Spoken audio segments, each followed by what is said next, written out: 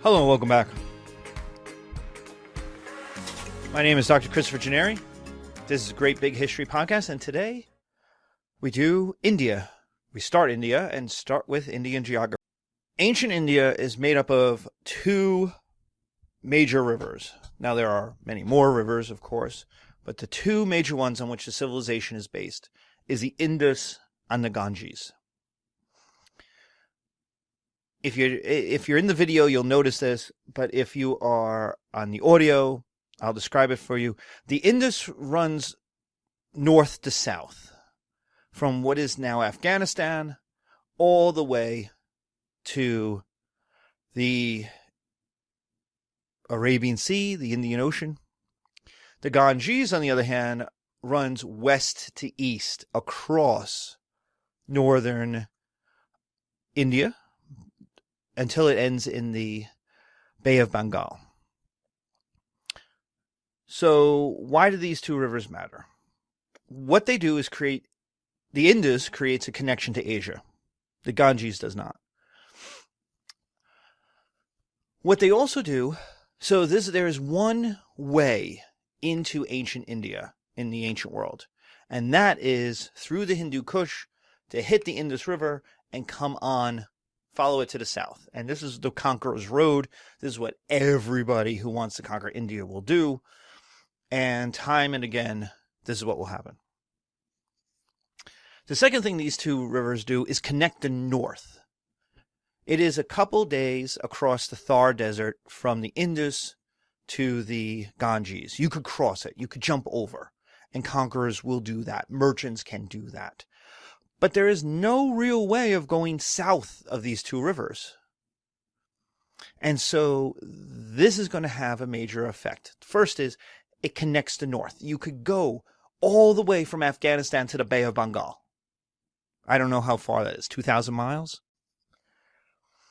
It allows conquerors, it allows merchants, it allows governments to connect these two civilization hubs, these two giant rivers.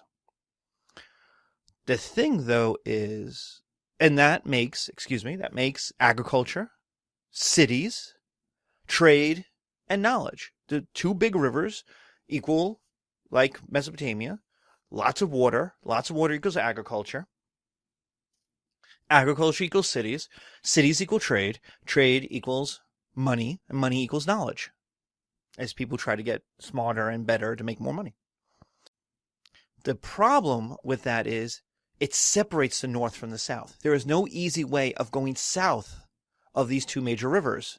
So India is not really connected. The Indian peninsula is not really connected. And we will see this happen again and again and again. India is constantly falling apart because it's simply too hard to go from the north, where it's fairly easy to travel, to the south.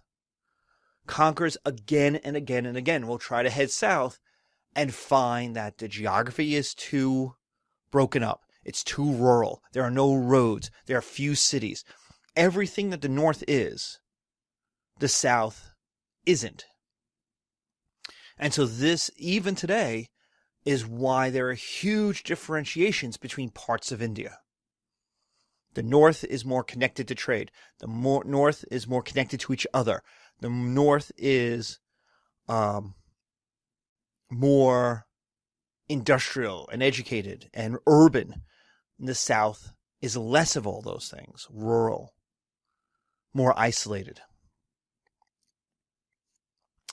The second thing that happens is there's the Himalayas. The northern boundary where these rivers come out of is the Himalayan mountains. They are the tallest mountains in the world. We know this because Mount Everest is there, the tallest mountain in the world, which means all the mountains around it are also tall. And what this does is provides protection. That's good. The advantage of the Himalayas is it protects all of those nomadic horse lords who will invade the Middle East, who will invade Europe, the Huns, the Mongols, the Persians, the Medes.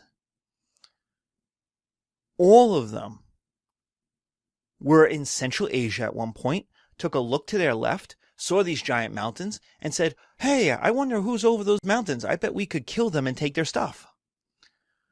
And then they walked up to the mountains, looked straight up, and said, why don't we just keep on going? I hear Europe is nice.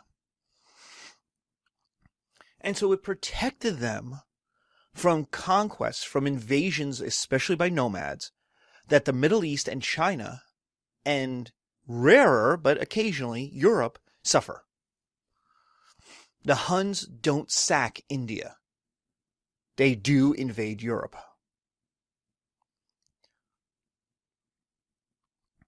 The problem is, the disadvantage of the Himalayas is it creates isolation. So protection is the advantage. The disadvantage is, of course, isolation. It keeps bad guys out. It also keeps good guys out. It's harder to get to than other places for trade. You have to go into the mountains. You have to hit the river. You have to come south.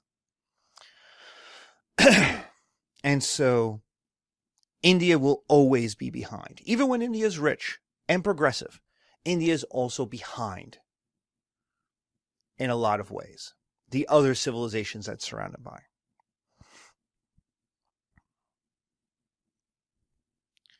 So what is the Indian imperial experience?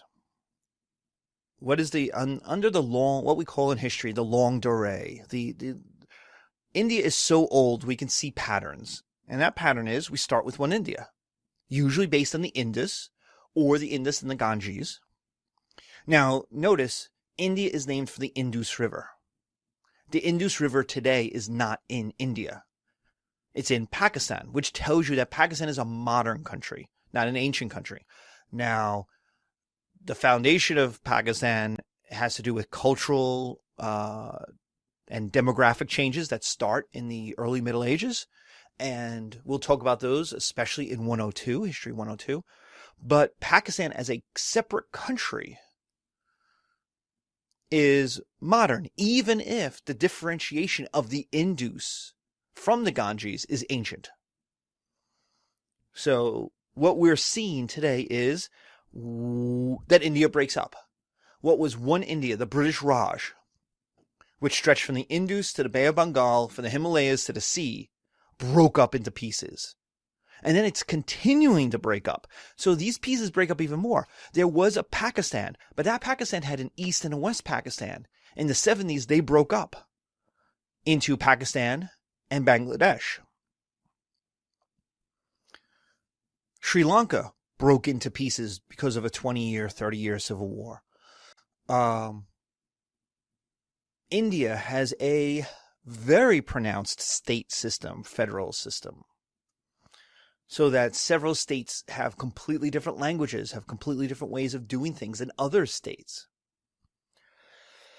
And even Pakistan currently is breaking up, or was breaking up in the 2000s, because the Northwestern Territories, Waziristan, where the Taliban are really not governed by Pakistan.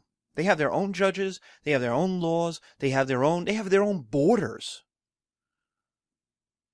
So you can't even to move from central Pakistan into Waziristan is itself to go through a border checkpoint within this country. So Pakistan is falling apart, or looks like it's falling apart into pieces.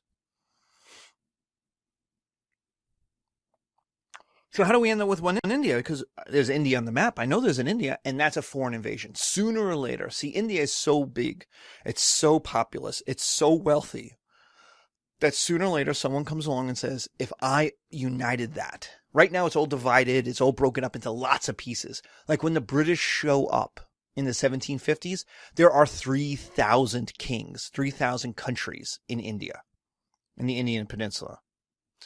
So one India breaks up into pieces, large pieces. Those large pieces then break up even more and more and more into smaller and smaller and smaller pieces.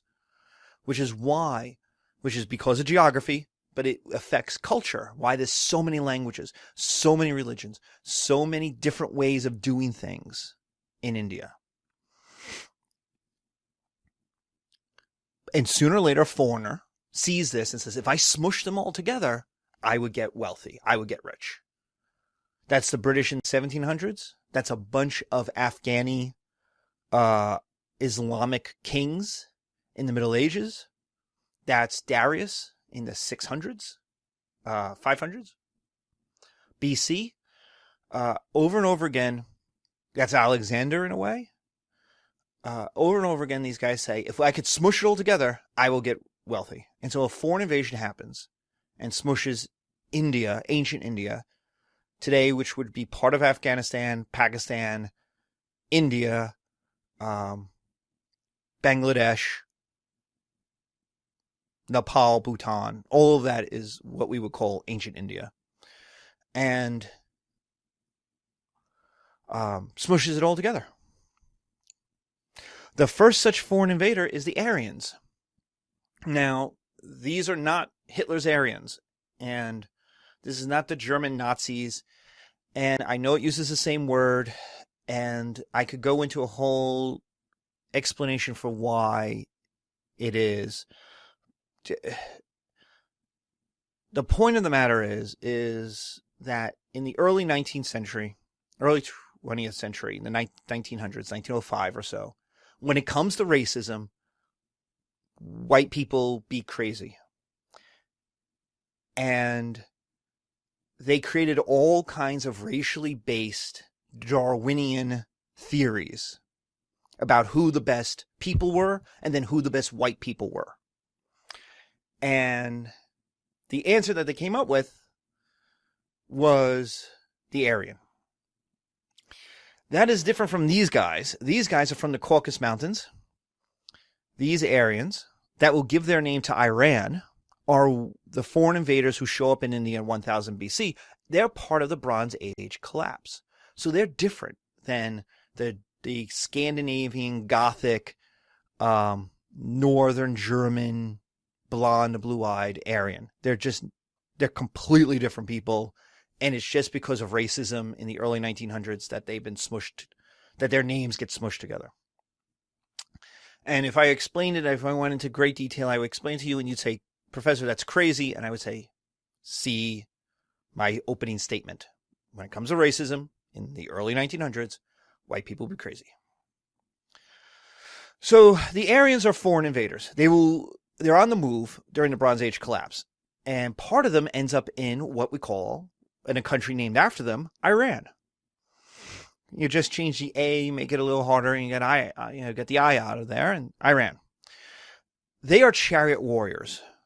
So they came from a tough neighborhood, the Caucasus Mountains. They came from the upper Middle East, and they end up in the Indus River in Bronze Age India, and they are clearly superior militarily.